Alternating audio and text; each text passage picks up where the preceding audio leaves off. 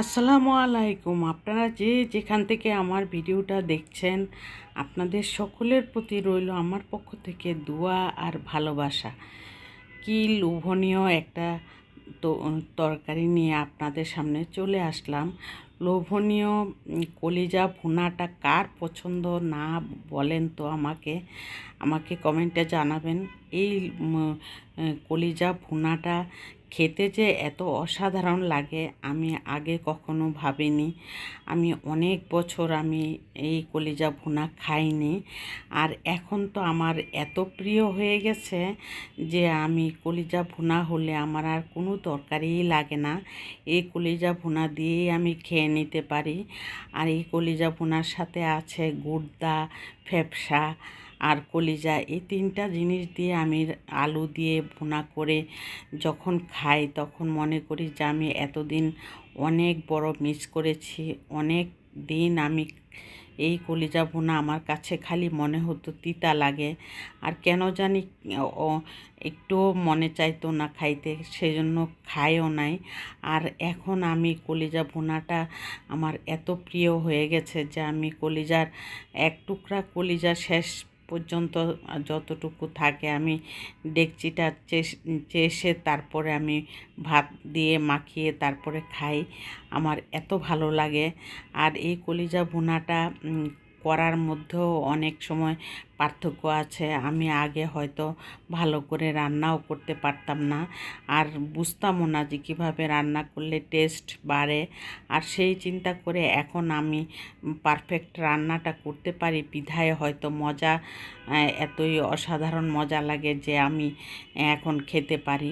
আর সেটা হয়তো আমারই ভুল, আমারই সংশোধন করতে হয়েছে।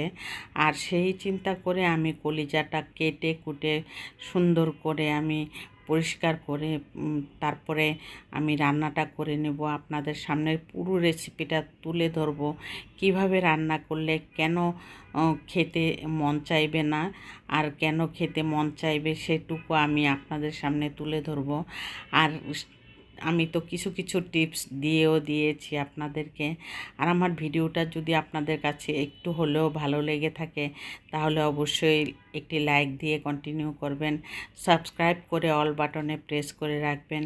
এখানে সব মশলা নিয়েছি গরম মশলা, আদা রসুন পেস্ট, তারপর পেঁয়াজ, হলুদের গুঁড়া, মরিচের গুঁড়া, ধনিয়ার গুঁড়া, ভাজা জিরের গুঁড়া, এলাচি, দারচিনি, তারপর তেজপাতা, সব কিছু দিয়েই আমি রান্নাটা করব।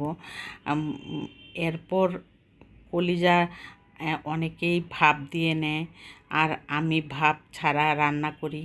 কেন ভাপ দিয়ে রান্না করি না জানেন?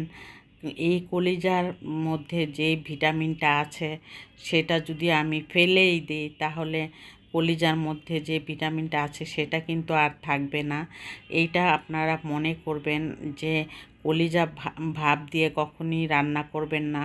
যারা রান্না এতদিন করেছেন এইভাবে, তারা রান্নাটা চেঞ্জ করে শুধু কলিজা ভুনা মশলা দিয়ে তারপরে একদম দিয়ে দিবেন, আর ভাপিয়ে নেবেন না। ভাপিয়ে নিলে কলিজা থেকে যে ভিটামিনটা বের হয় সেটা একদম চলেই যায়।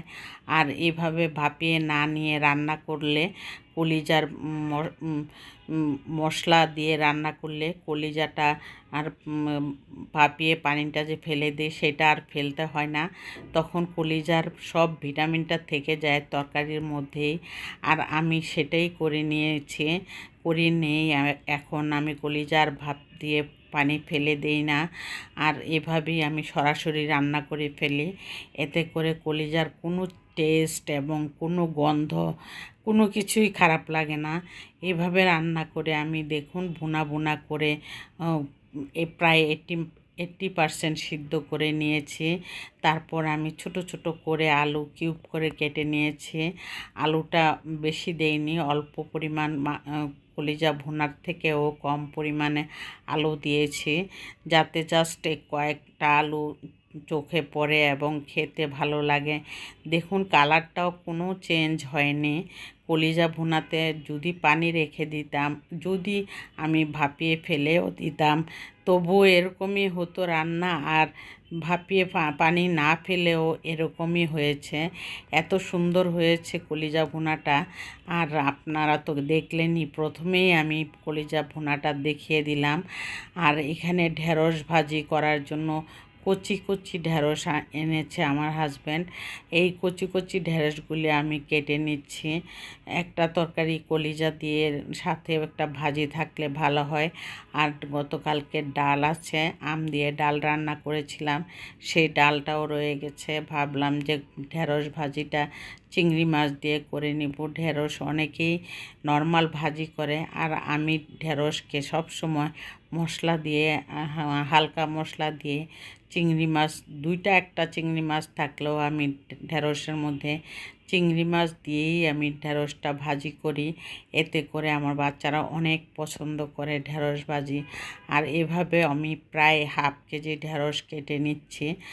হাফ কেজি ঢেঁড়স রান্না করলে দেখা যায় অল্প একটু হয়ে যায়।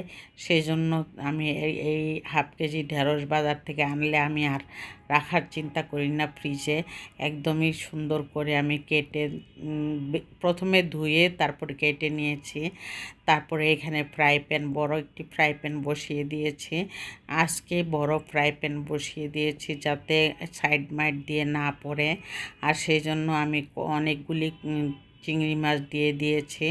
মশলা হলুদের গুঁড়া, মরিচের গুঁড়া, ধনিয়ার গুঁড়া, ভাজা জিরের গুঁড়া দেইনি, কারণ চিংড়ি মাছ দিয়ে রান্না করলে ভাজা জিরের গুঁড়া দেওয়ার প্রয়োজনই হয় না।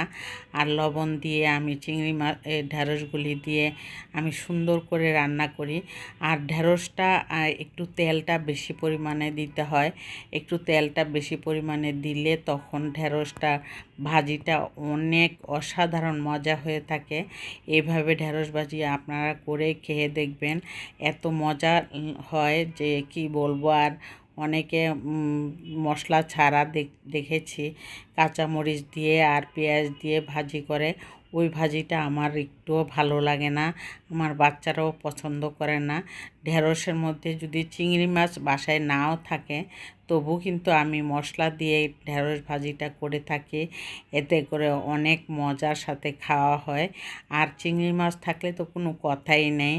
অল্প একটু চিংড়ি মাছ দিয়ে কেটে ছোট ছোট টুকরা করে কেটে নিলেও চিংড়ি মাছ অনেক দেখা যায়। আর ঢেঁড়স ভাজিটা এত মজা হয়েছে, আর বাচ্চারা পুরাই শেষ করে ফেলেছে। অল্প একটু আমি পেয়েছি, আর সেটাই আমি খেয়ে নিয়েছি। আর এখানে আমি রান্না শেষ করে ভাবলাম ছাদের থেকে একটু ঘুরে আসি। ছাদের অবস্থা খুবই খারাপ, কিছু কিছু গাছ নামাচ্ছে আর কিছু কিছু গাছ জায়গা মতো রাখছে। আর আমার কাছে ফুলগুলি এত সুন্দর লাগে। এই ফুলগুলির কালারফুল দেখুন, কয়টা কালার আছে।